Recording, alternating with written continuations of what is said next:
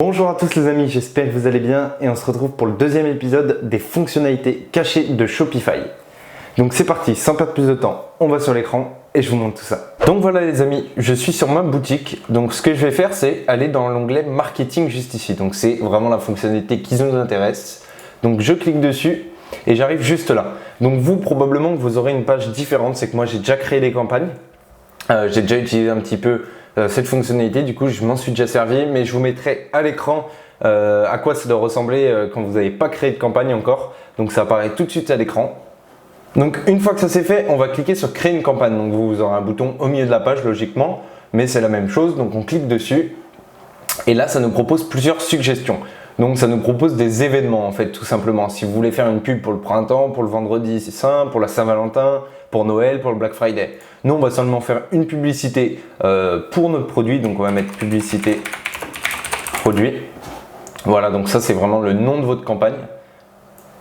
On crée la campagne et on arrive juste ici. Donc en gros, à quoi sert l'onglet marketing? Donc c'est simplement un onglet pour faire de la publicité de vos produits, mais plus simplement, vous pouvez faire de la publicité sur Facebook Ads, sur Google Ads, donc avec Google Shopping, YouTube, Gmail, toutes les fonctionnalités de Facebook Ads et de Google Ads, mais dans Shopify. Donc en gros, vous allez avoir des coûts un petit peu plus élevés parce que vous avez moins de choses à sélectionner. Je vais vous montrer ça juste après, mais c'est plus simple pour faire des campagnes de publicité. Et il y a peu de gens qui l'utilisent, mais je vous garantis que par exemple, là on a trouvé du public pertinent sur Facebook. Mais si on clique juste ici, on a Google Ads aussi. Et là, c'est Google Shopping. Google Shopping, c'est quelque chose que j'ai pas mal utilisé moi sur Google. Et c'est quelque chose que je recommande vraiment. Vous avez des coûts très bas et ça marche très bien. Donc voilà, en gros, c'est vraiment un onglet pour faire de la publicité, mais en mode simplifié. Donc nous, on va commencer par exemple par Facebook Ads. Je vais vous montrer Facebook Ads. Donc on va cliquer sur configurer les annonces Facebook. Donc une fois que c'est fait, ça nous redirige sur Facebook Marketing. Donc en gros, c'est une application qui se met sur votre boutique Shopify. Et là, ça va nous demander un compte Facebook. Donc en gros, on va se connecter avec notre compte Facebook. On va choisir comme vous voyez, les annonces seront facturées à ce compte publicitaire, donc votre compte publicitaire, à partir du compte professionnel, donc le compte à partir duquel vous voulez que ça soit fait, et la page et les comptes publicitaires. Donc on va faire un exemple, je vais me connecter directement sur Facebook et je vous reprends juste après. Donc voilà, comme vous voyez, je viens de me connecter. Ça me demande d'accepter les conditions générales avant de pouvoir créer une campagne.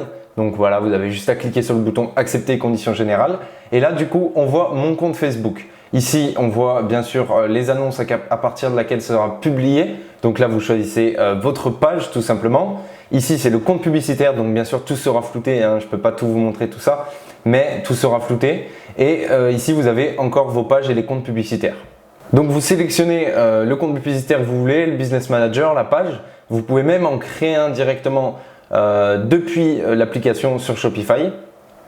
Et ici, après, vous pouvez choisir qui cibler. Donc là, par exemple, on va mettre la France. Ici, on a la correspondance activée. Donc ça, en fait, ça permet de récupérer vos informations de vos clients pour faire, par exemple, du lookalike, pour que votre marketing, vos publicités soient encore plus ciblées par rapport aux clients que vous avez déjà eu. En gros, voilà, il va essayer de chercher des clients qui sont similaires à ceux que vous avez eu. Donc c'est le principe du lookalike.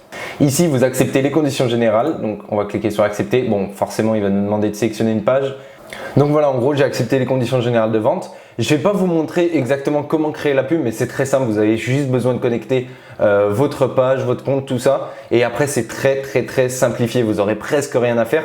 Bon, les coûts seront plus élevés, comme je vous l'ai dit, mais c'est une solution qui peut être viable pour les débutants. Si vous n'avez pas envie de vous prendre trop la tête dès le début, c'est viable pour les débutants. Comme je disais, je vous conseille de l'utiliser pour Google Ads avec le Google Shopping. C'est super bien. Google Shopping, vous avez des coûts super bas. Donc voilà, c'est une petite fonctionnalité Shopify que peu de gens connaissent et je vous conseille de l'utiliser, du moins pour Google Ads, je sais que c'est bien.